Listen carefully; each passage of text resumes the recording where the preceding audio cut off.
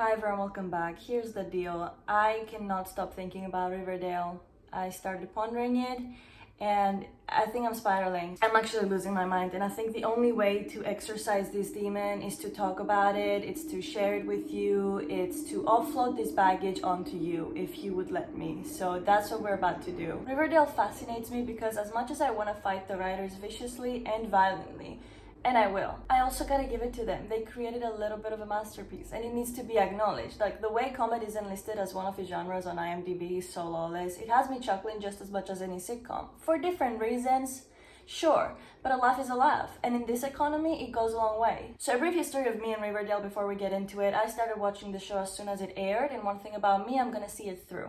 If I start something, I need to finish it. I cannot let shit go, and it's so toxic for me. Like, the sheer amount of bullshit I've sat through because I was like, well, I got this far, I might as well see how it ends, is absurd. But this show broke me. It well and truly brought me to my knees. I think it was around the time they made me confront the fact that I've never known the epic highs and lows of high school football that I said, yeah, that's enough.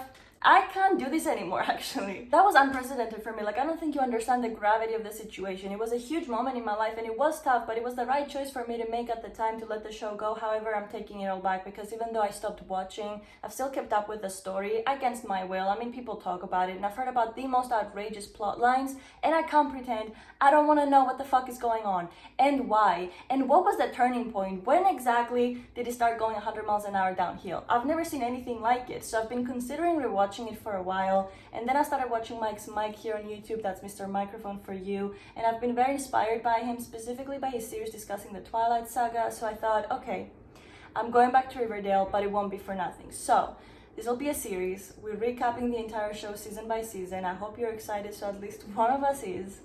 Without further ado, let's talk about Riverdale Season 1. The show starts like all great ones do, with a group of teenagers willing to do anything but their homework, and our main characters are Archie Andrews, Betty Cooper, Veronica Lodge, and Jackie Jones. Quick first impressions: Archie Andrews is Troy Bolton if Troy Bolton sucked. Let me make one thing crystal clear: Archie Andrews is public enemy number one as far as I'm concerned. More so from Season 2 onwards. In Season 1 he is a victim, so I do feel bad hating on him. However, I cannot hide my true feelings. I hate Archie Andrews. All my homies hate Archie Andrews. Betty Cooper is good girl next door. Her mom's an absolute villain. I hate her ponytail with the fire of 1,000 suns. Also, everything she ever wears, ever. Free Lily Reinhardt.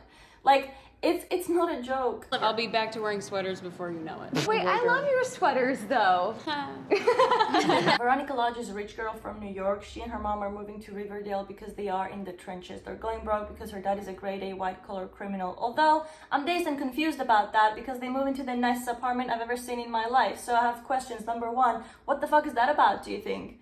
So what's the real estate market like in Riverdale? Because I could deal with a few murders if I could be broke and live in a place like that. She's Riverdale's answer to Blair Waldorf, and it is the wrong answer, I'm afraid. It's a can't compete where you don't compare situation. Jackie Jones wears a beanie. He's weird. He's a weirdo. He doesn't fit in. He doesn't want to fit in, and you simply wouldn't get it. He's also a writer and the narrator of the show, and I do feel compelled to tell you right here and right now, his actual name is Forsyth Pendleton Jones III. So let's all count our blessings he has a nickname. Cheryl Blossom isn't part of the squad, but she is a big character. In a few words, she's an agent of chaos and destruction. And last but not least, Pop's Chocolate Shop is a little iconic. In the same way that New York City is a main character in Sex and the City, Pop's Chocolate Shop carries Riverdale. They're there all the damn time. And I just realized I made a very severe typo. Pop's Cock Shop. Oh no. Episode 1, Cheryl and Jason Blossom, who are twins, go on a boat ride at the ass crack of dawn on the 4th of July. Next thing we know, Cheryl's found alone at the river because her boy Jason is died. The police are looking for his body, and everyone in the town is just hanging out at the river while they do it, which is just so normal. At which point we see Betty's mom Alice tell her dad Hall that if Jason is dead, she hopes he suffered and that he burns in hell, which is another exhibit of normal behavior. That is a perfectly normal response to a teenager drowning. But you know what? I'm not here to judge. I'm here for the tea. What's the story? What did this Jason do to deserve such vitriol? Nothing. Spoiler alert. The poor boy did nothing, but we'll get there. The police never find the body, so the Blossoms bury an empty casket. Cheryl's story is that she dropped her glove in the water, Jason went to grab it, the boat tipped, and he drowned. Now, if that was the case, audience, they would have found the body. I'm no cop, but Jason drowned in the river, allegedly, and yet his body's nowhere to be seen, and the police are like, yeah, checks out.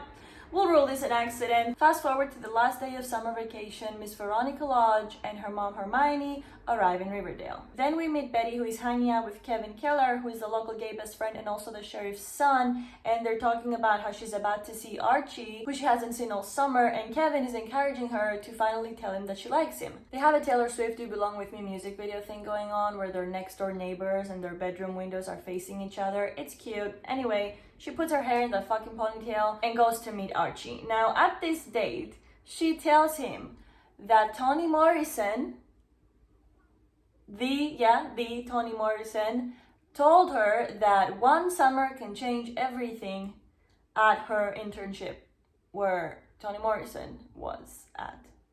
There. And that happened. At which Archie replies, wow, that's so true.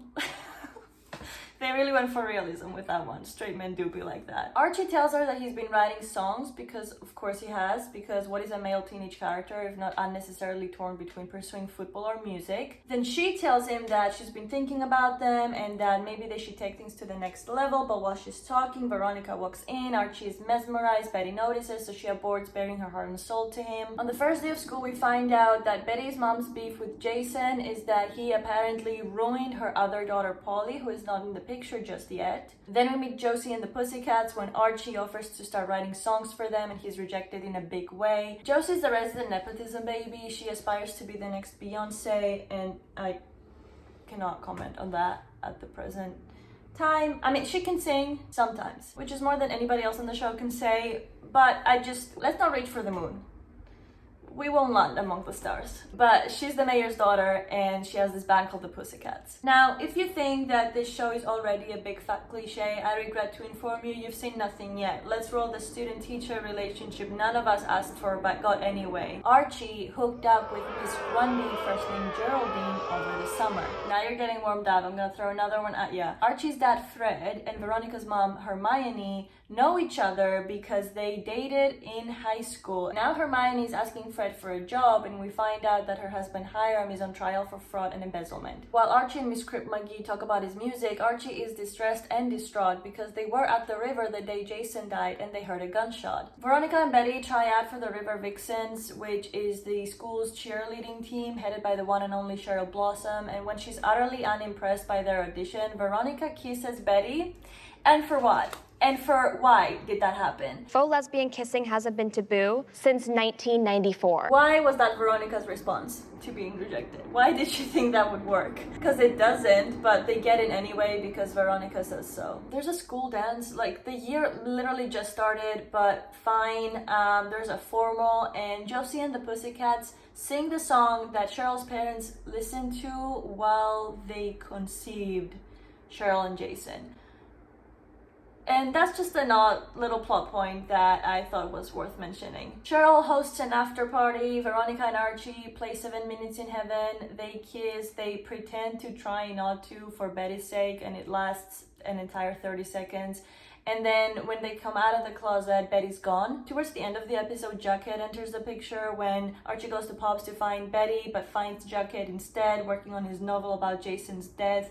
And we find out that they were friends at one point, but then they had a falling out. Archie rejects Betty by giving her the "it's not you, it's me" speech, and Kevin and Moose, who is not gay, go to the river to be gay when they stumble on Jason's body, who has very clearly been shot in the head. And why is the whole town there? Again, when they drug his body out of the river. My guy is literally blue and bloated, and they're all chilling like, nice. They dressed up for it too. Episode 2 sees Archie starting his very long era of commuting exclusively on the struggle bus, knowing that he hasn't told the police about the gunshot he heard with Miss Sex Offender 3000, but she's insistent on the fact that they can't tell the cops because she could lose her job and or go to jail. And that's an excellent point she raises, and wouldn't have been great if she had thought about that 2 months prior. And also it's like, lie. Like Archie could just tell the cops, hey, I heard the gunshot, I know when it was fired because I was around, I didn't think to tell you because we thought Jason drowned, but now that we know that he was shot for sheezies, here I am telling you. There, how hard was that? And he ends up doing exactly that in the next episode. Betty and Cheryl hang out at Betty's house, but it's all a ruse on Cheryl's part. She's just there to get information about Polly because she thinks she could have killed Jason, so Betty tells her to get the fuck out before she kills her. Dark Betty loading. Jacket confronts Archie because he saw him and Miss Fallon earlier at school being way too close for comfort, and he tells him he needs to fess up about the gunshot, but Archie is down horrendous for this woman and they get in a fight. Betty brings up wanting to go visit Polly and her mom changes the subject. Now, I do want to say at this point that Betty's mom in the first half of the season is just there to be like, don't do this, don't do that, like, you can't hang out with Veronica, you can't wear that lipstick, you can't join the cheerleading team. But then Betty does all of those things and there's no follow-up. She's just there to be irritating, and halfway through the season, she does a 180 and she becomes like almost likable. It's very bizarre. I don't know what the writers were going for there. And I think I just described the whole show in one sentence. It's very bizarre. I don't know what the writers were going for there. Archie decides he needs to do the right thing and tells Miss Krusty that he will be talking to the police the next day, and he makes up with Jughead. Then the squad is established when they all hang out together for the first time at Pop's. The next morning, before Archie gets a chance to come clean to the principal, Mr. Weatherby, and Sheriff Keller, they arrest Cheryl, and she says she's guilty in front of her whole biology class. Then we find out that, okay, so Alice, Betty's mom, she's a reporter / journalist of some sort and kind. She and Hal own the Register, which is the town's newspaper, and she frequently bribes the coroner, Dr. Curdle, to have dibs on autopsy reports, so she finds out through him that Jason didn't actually die until a week after the 4th of July. Episode 3, Cheryl's like to clarify, I didn't kill Jason, but she is guilty of lying about what happened that day. So what did she lie about, you ask? Well, Jason drowning was a plan they came up with because Jason wanted to leave Riverdale and he didn't want his parents to know because they would try and stop him,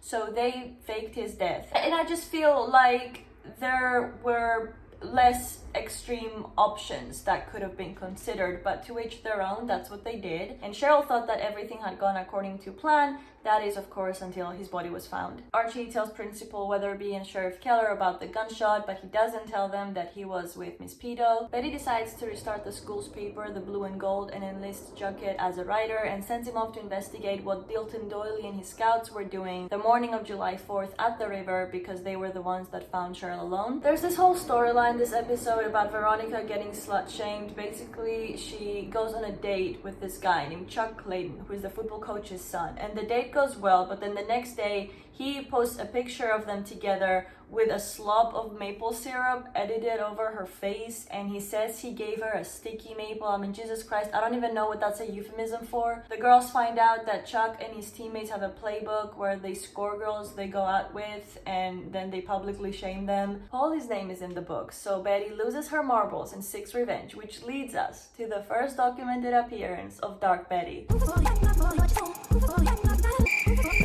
Betty couldn't make it, so she sent me instead. So you're telling me it's either the ponytail or this damn wig? I'm fighting for survival right now. They lure Chuck to Ethel's house. Ethel is not relevant as of yet. We will unfortunately see more of her in the future. But they take Chuck to her house. Come on, let's get wet. What the hell? Do it, Jason! Oh my god! Say you're sorry for destroying me! They put him in a bathtub, lightly drag him, and record him telling the truth about his date with Veronica. And then Betty asks him to apologize to her, but she thinks she's Polly and he's Jason, and then she proceeds to pour maple syrup on him, and both he and Veronica act like she just drowned him in acid. I mean, do not get me wrong, Betty's unabashedly balls to the wall, off her rocker, batshit crazy. Might I show you the wig she's wearing again? But if I was there, I would be crying. Laughing. That's an important distinction to make. I would be on the floor, crying my eyes out, laughing. She's pouring maple syrup on him in this outfit. Anyway, Chuck and his minions get cut from the football team and also suspended. Jughead talks to one of the scouts who tells him that it was Dilton who shot the gun on July 4th while teaching the scouts how to shoot targets. So Dilton, to save his own ass, tells Jughead and Betty that he saw Miss Statutory's car at the river that day, which Jughead knows already and he wasn't gonna tell anybody, but now that someone else said it, he's not gonna do anything to stop the information from coming out either. Now in episode 4, Betty puts 2 and 2 together and confronts Archie about Miss Nasty, and he tells her that they're in a relationship. Officially. They're together. Romantically?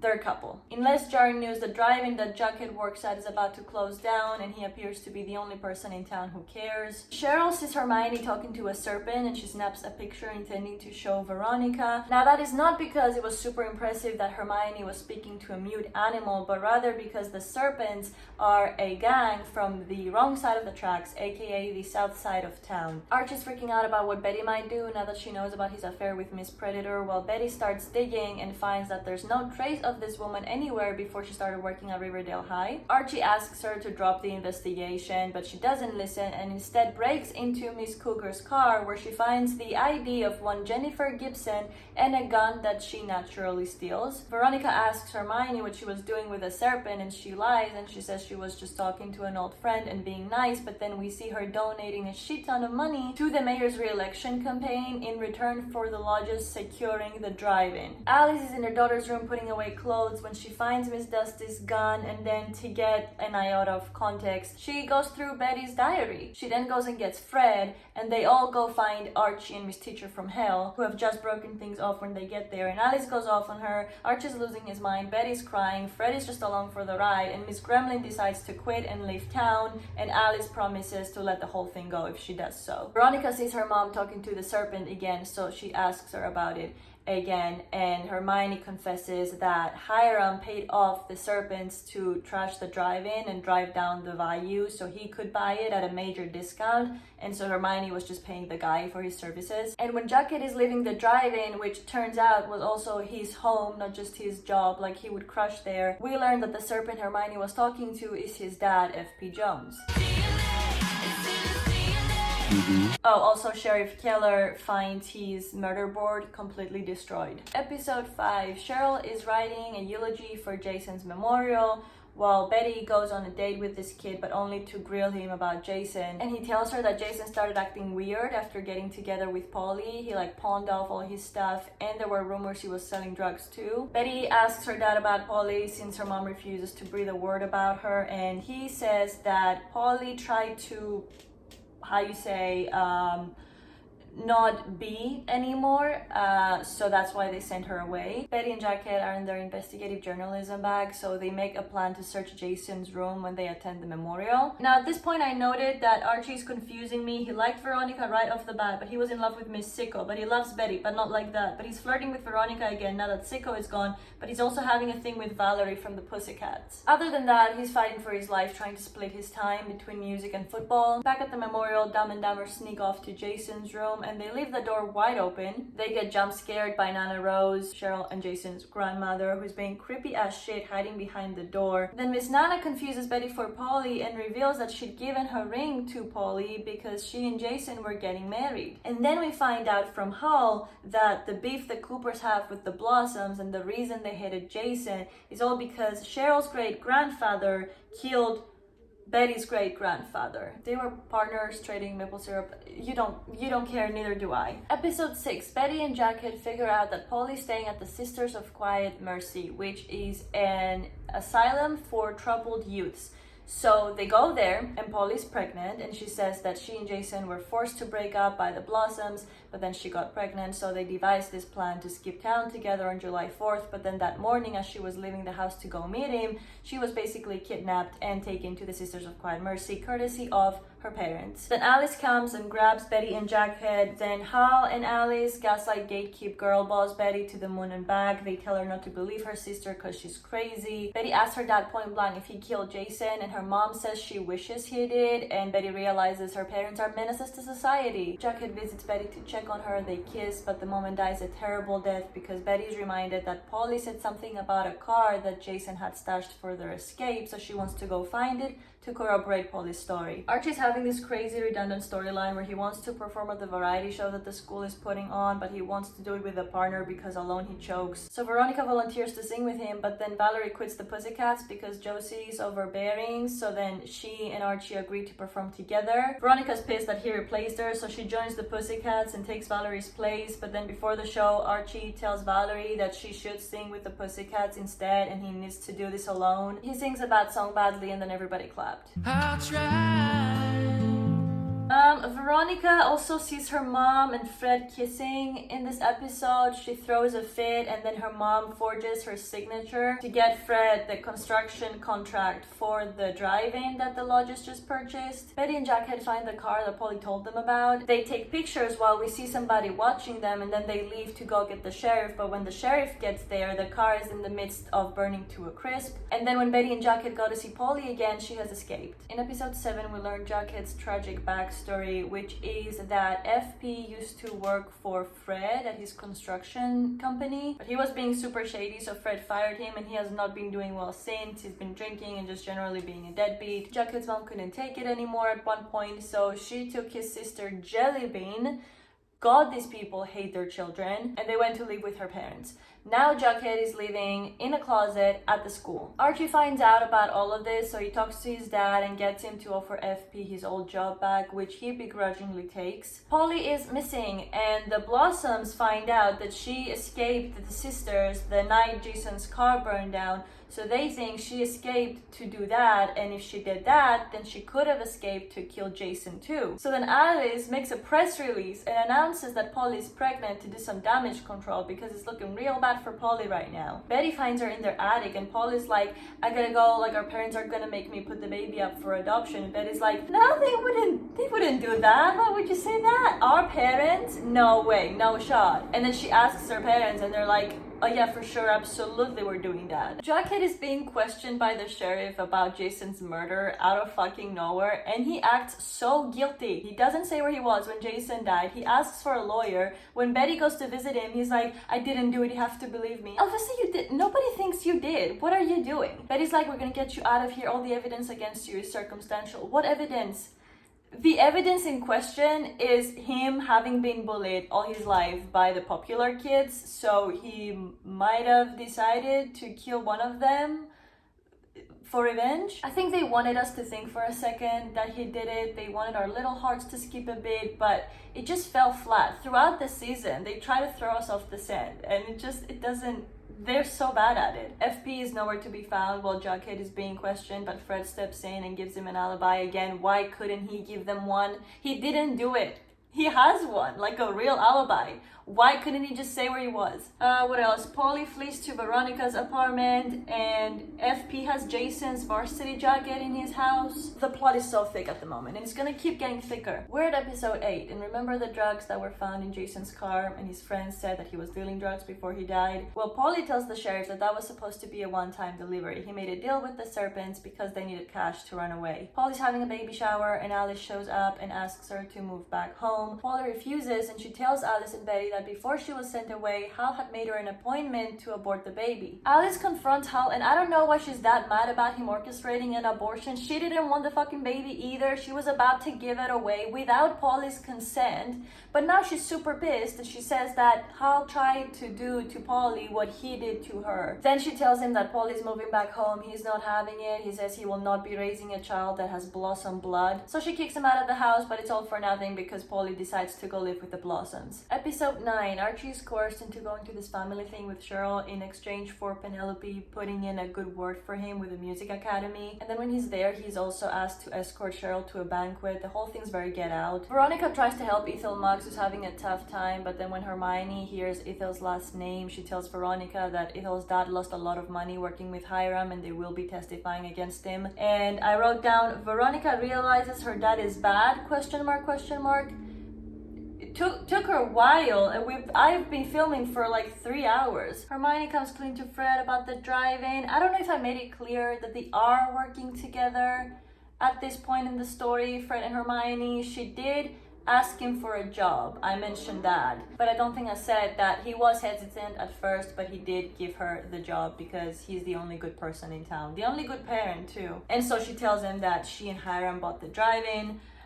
Betty thinks something is wrong with Polly if she wants to stay with the Blossoms, so she asks Archie to talk to her when he sees her at the Blossoms' house when he attends the banquet. And he does, but Polly tells him that Betty needs to stop trying to reach out because she's only there to prove that the Blossoms had something to do with Jason's murder. Hal fires Alice from the register, so Betty and Jughead invite her to start working for the Blue and Gold. Question, what? How is this grown woman about to start writing for a high school newspaper? For what money? In other news, Veronica says she's down lying for her dad after Ethel's dad tries to kill himself.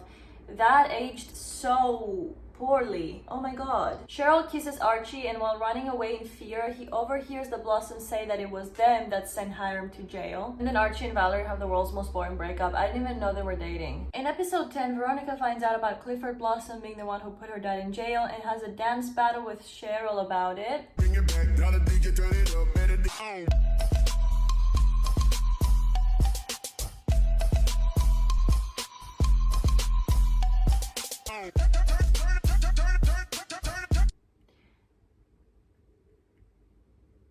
Yeah, Betty plans out a surprise birthday party for Jughead at Archie's house, and Chuck, the playbook guy who got suspended, is back, and Cheryl teams up with him when she hears of said party. Hiram reaches out to Veronica via letter to tell her that if she doesn't testify in his favor, her mom will get dragged into his mess. Betty and Jughead get to his surprise party, and he's immediately a massive downer, and then Betty, to make matters worse, sings him the most horrifying rendition of Happy Birthday I've ever heard. He looked petrified. And not to be a Jughead defender, I would be too. Happy birthday, dear Jughead.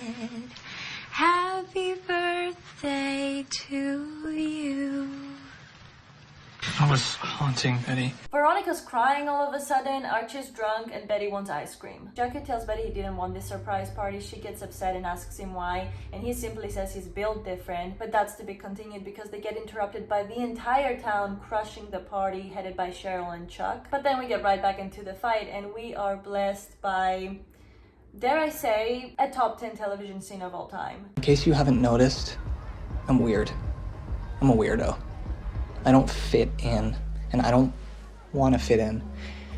Have you ever seen me without this stupid hat on? That's weird. That party was a hot mess. Veronica accuses Cheryl of twincest, which she does not deny nearly as hard as she should. Chuck tells everybody what Betty did to him, so Jughead punches him, and Chuck punches him back. So then Jughead's middle-aged father, who is there, kicks him out and shuts the party down. And Archie's mom, Mary, is back. It doesn't matter, but like, this is her.